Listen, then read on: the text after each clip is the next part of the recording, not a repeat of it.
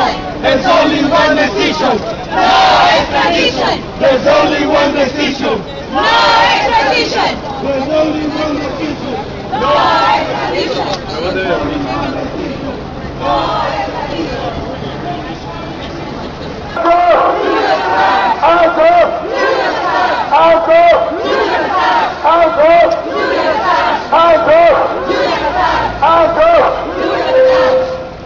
For the Julian Assange campaign, I also wanted to make sure that the British government didn't storm the building today. I was concerned that they would and invoke some sort of diplomatic crisis by undermining the Vienna Convention. If you want to go into what I heard there was some trouble at arrests early this morning and that you had a fairly unpleasant experience. Do you want to tell me what happened? Okay, so a number of people were sat and standing in front of the embassy building.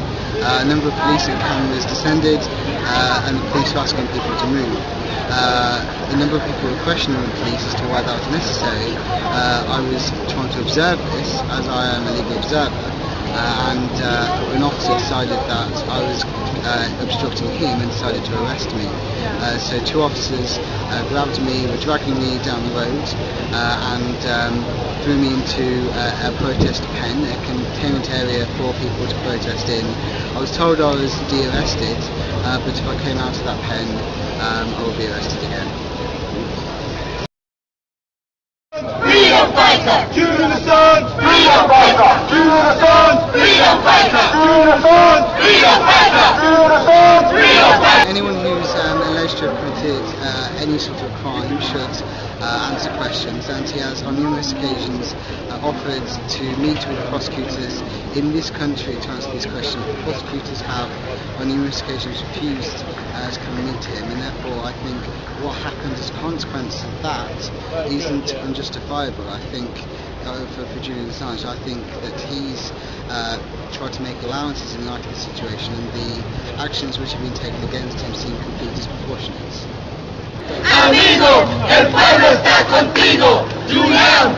Amigo, el pueblo está contigo, Julian. Amigo, el pueblo está contigo. Not at all, really. I mean, I've always believed that Ecuador would probably do the right thing by Julian, because they've let him stay there for like 2 months anyway, so I don't think they were going to really take threats from the UK government at the end of the day. Yeah. What do you think are going to be the consequences now in the coming hours and days? It's unsure at the moment. I mean, they can still storm and take him, but it's mainly getting to Ecuador is going to be the biggest problem. As soon as he leaves the embassy, he's on British soil. So somehow he's got to get from British soil to a car without being taken by the police. Yeah. I think the British government feels it's in a very difficult situation. However, it does have to recognise its obligations under the Vienna Convention.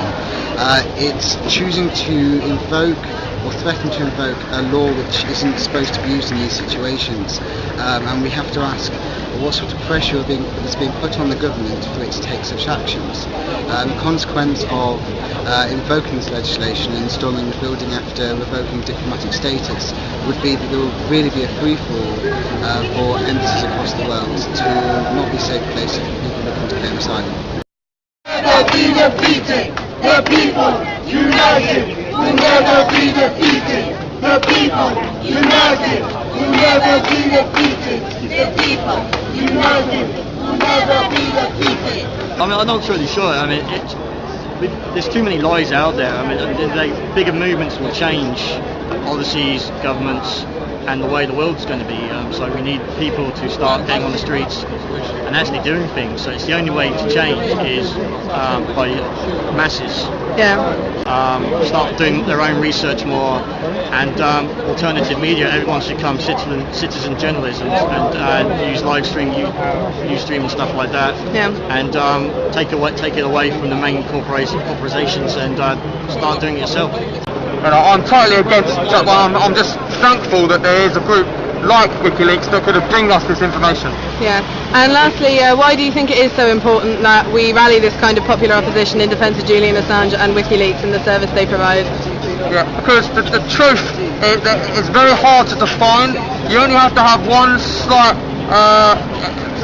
story that's slightly different, and the whole of history gets changed. And we don't even know what happened in ancient Babylon, in Rome, in New York on September the 11th. Yeah, there's so many times in history where we do not know the exact truth. So it's very important that we have these whistleblowers, we have these reporters like yourself, independent media, to actually tell us the truth from every angle.